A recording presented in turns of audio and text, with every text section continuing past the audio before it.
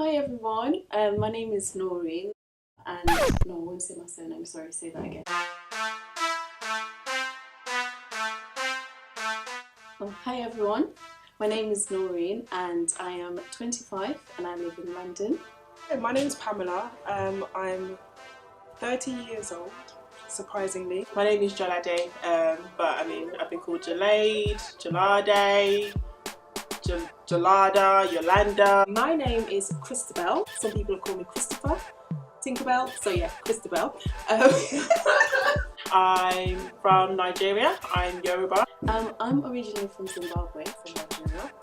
I'm from two different parts, so my mum's Igbo, so I'm half Igbo, and my dad is Urobo, so I'm half and half. I'm from Nigeria. I'm half Yoruba, half Calabar, so I'm ethnic.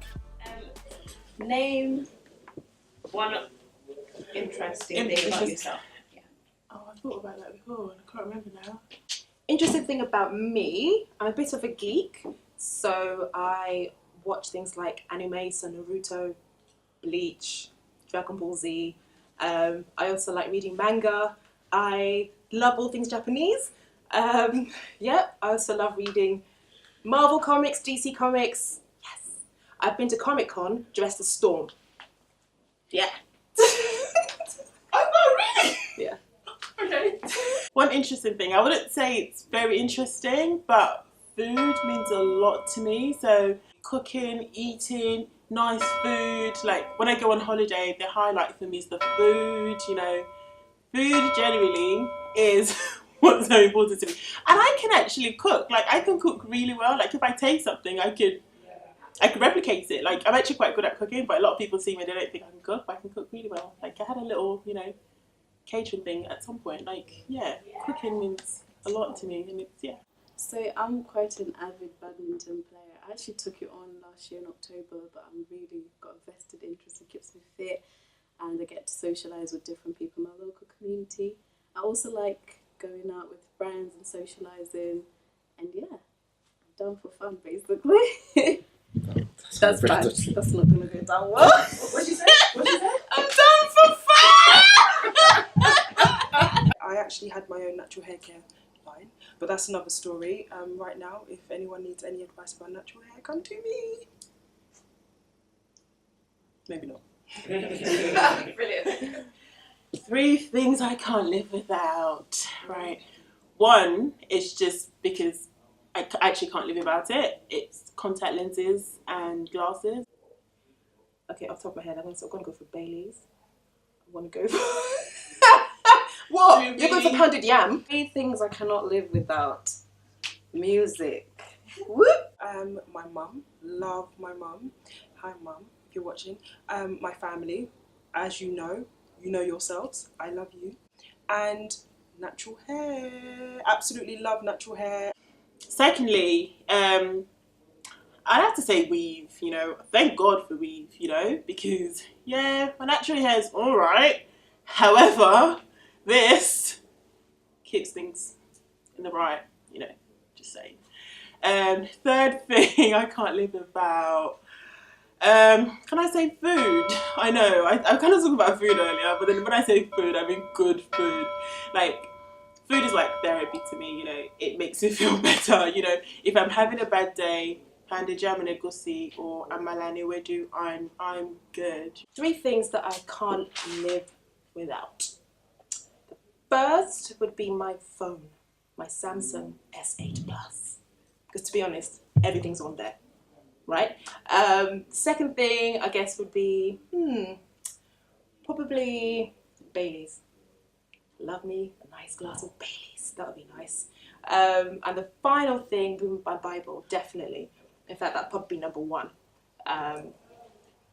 Sorry, she's laughing at me. Why are you laughing? I cannot live without Spotify or Apple Music. If I tell you how many Afrobeat mixes I've made for myself, I feel like I'm a little DJ on the side.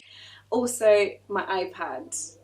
I mean, I can have weekends where I just binge watch series. I'm currently watching How to Get Away with Murder. I love it. And lastly, I know this is so strange, but I cannot live without kitchen paper in my kitchen. Like, I know this sounds really weird, but I can't use dishcloths. Like, I need to have paper to actually have a breakdown if I don't have it in my kitchen. So I actually work in mental health, and I've done so for about 2 years now. And at one point I was working in one of the biggest London boroughs. And what I quickly learned when I was working there is that there weren't a lot of people from black and minority ethnic groups accessing the service. The typical people that would see walking through our door were white, middle-aged females, and I wondered why that was the case, especially when you hear so much in the news about high rates of mental health issues within black and minority ethnic groups. And we know that these things exist, but people are not talking about them. And some people don't even access services. They might talk to their pastor about it, or they might talk to someone else who's not affiliated with mental health at all about it. So that's why I'm really looking forward to later episodes where we'll talk about the role of religion and mental health. And part of this is really about having this conversation on YouTube, encouraging people to talk more about it and challenge some of these stereotypes in our communities. So this is quite close to my heart, and I just hope that people really connect with what we're trying to convey in these episodes. For me, you know, I've had some difficult times in my life at various points where I've not really been able to go to anybody, and I don't even know how to broach the subject and how to even talk about it, because it will just be, oh, well, it's not that much of a big deal. And, you know, and even friends, you know, I have friends, you know, talk to me about, you know, some difficulties they're having, and I just think, you know, as much as I can help, it'll be good for them to be able to feel comfortable enough to go to a professional in a safe space to actually talk about their difficulties. And actually we don't, and it has a big impact on us. And I can speak for myself, I don't know about any of you guys, but then I'm sure you've all had times where you wish you could have spoken to somebody that's not,